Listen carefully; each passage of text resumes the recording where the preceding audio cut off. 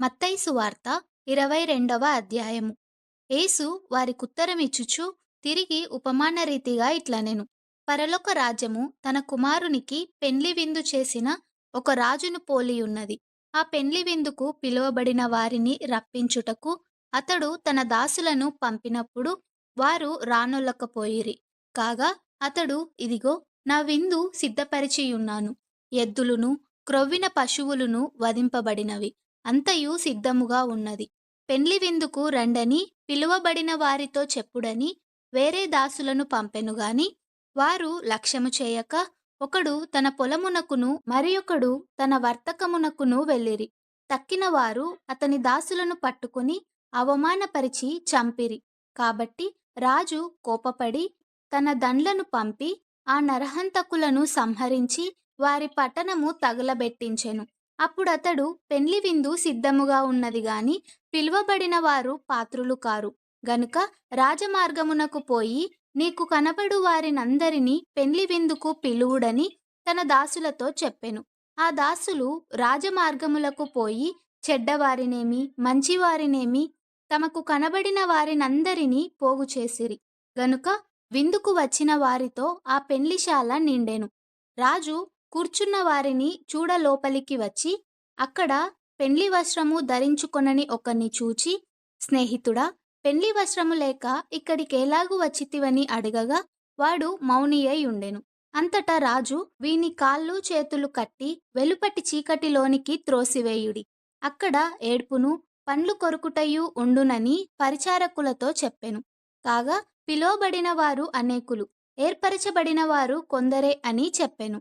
అప్పుడు పరిసయ్యులు వెళ్ళి మాటలలో ఆయనను చిక్కుపరచవలెనని ఆలోచన చేయుచు, బోధకుడా, నీవు సత్యవంతుడవైయుండి దేవుని మార్గము సత్యముగా బోధించుచున్నావనియు నీవు ఎవనినీ లక్ష్యపెట్టవనియు మోమాటము లేనివాడవనియు ఎరుగుదుము. నీకేమి తోచుచున్నది? కైసరుకు పన్నిచ్చుట న్యాయమా కాదా? మాతో చెప్పుమని అడుగుటకు హెరోదీయులతో కూడా తమ శిష్యులను ఆయన యొద్దకు పంపిరి. యేసు వారి చెడుతనమెరిగి, వేషధారులారా, నన్నెందుకు శోధించుచున్నారు? పన్నురూక ఒకటి నాకు చూపుడని వారితో చెప్పగా వారాయన యొద్దకు ఒక దేనారము తెచ్చిరి. అప్పుడాయన, ఈ రూపమును పై రాతయు ఎవరివని వారినడగగా వారు కైసరువనిరి. అందుకాయన, అలాగైతే కైసరువి కైసరునకును దేవునివి దేవునికిని చెల్లించుడని వారితో చెప్పెను. వారి మాట విని ఆశ్చర్యపడి ఆయనను విడిచి వెళ్ళిపోయిరి. పునరుత్థానము లేదని చెప్పెడి సద్దూకయ్యులు ఆ దినమున ఆయన యొద్దకు వచ్చి, బోధకుడా, ఒకడు పిల్లలు లేక చనిపోయిన ఎడల అతని సహోదరుడు అతని భార్యను పెండ్లి చేసుకుని తన సహోదరునికి సంతానము కలుగజేయవలెనని మోషే చెప్పెను. మాలో 7 సహోదరులుండిరి. మొదటివాడు పెండ్లి చేసుకుని చనిపోయెను. అతనికి సంతానము లేనందున అతని సహోదరుడు అతని భార్యను తీసుకొనెను.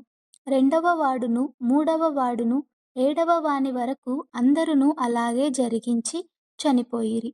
అందరి వెనుక ఆ స్త్రీయు చనిపోయెను. పునరుత్థానమందు ఈ 7గురిలో ఆమె ఎవనికి భార్యగా ఉండును? ఆమె వీరందరికిని భార్యగా ఉండెను గదా అని ఆయనను అడిగిరి. అందుకు యేసు, లేఖనములను గాని దేవుని శక్తిని గాని ఎరుగక మీరు పొరబడుచున్నారు. పునరుత్థానమందు ఎవరునూ పెండ్లి చేసుకొనరు, పెండ్లికియ్యబడరు. వారు పరలోకమందున్న దూతల వలె ఉందురు. మృతుల పునరుద్ధానమును గూర్చి నేను అబ్రహాము దేవుడను, ఇస్సాకు దేవుడను, యాకోబు దేవుడనై ఉన్నానని దేవుడు మీతో చెప్పిన మాట మీరు చదవలేదా? ఆయన సజీవులకే దేవుడు గాని మృతులకు దేవుడు కాడని వారితో చెప్పెను. జనులది విని ఆయన బోధకాశ్చర్యపడిరి. ఆయన సద్దూకయ్యుల నోరు మూయించెనని పరిసయ్యులు విని కూడివచ్చిరి. వారిలో ఒక ధర్మశాస్త్రోపదేశకుడు ఆయనను శోధించుచు, బోధకుడా, ధర్మశాస్త్రములో ముఖ్యమైన ఆజ్ఞ ఏదని అడిగెను. అందుకాయన, నీ పూర్ణ హృదయముతోనూ నీ పూర్ణ ఆత్మతోనూ నీ పూర్ణ మనస్సుతోనూ నీ దేవుడైన ప్రభువును ప్రేమింపవలెననున్నదియే. ఇది ముఖ్యమైనదియు మొదటిదియునైన ఆజ్ఞ. నిన్ను వలె నీ పొరుగువాని ప్రేమింపవలెనను రెండవ ఆజ్ఞయు దాని వంటిదే. ఈ 2 ఆజ్ఞలు ధర్మశాస్త్రమంతటికిని ప్రవక్తలకును ఆధారమై ఉన్నవని అతనితో చెప్పెను. అప్పుడు పరిసయ్యులు కూడియుండగా యేసు వారిని చూచి, క్రీస్తును గూర్చి మీకేమి తోచుచున్నది? ఆయన ఎవని కుమారుడని అడిగెను. వారు ఆయన దావీదు కుమారుడని చెప్పిరి.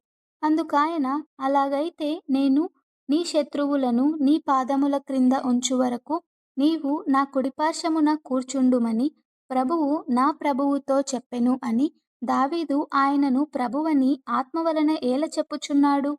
దావీదు ఆయనను ప్రభువని చెప్పిన ఎడల ఆయన ఎలాగూ అతనికి కుమారుడగునని వారినడగగా, ఎవడునూ మారుమాట చెప్పలేకపోయెను. మరియు ఆ దినము నుండి ఎవడునూ ఆయనను ఒక ప్రశ్నయు అడగ తెగింపలేదు.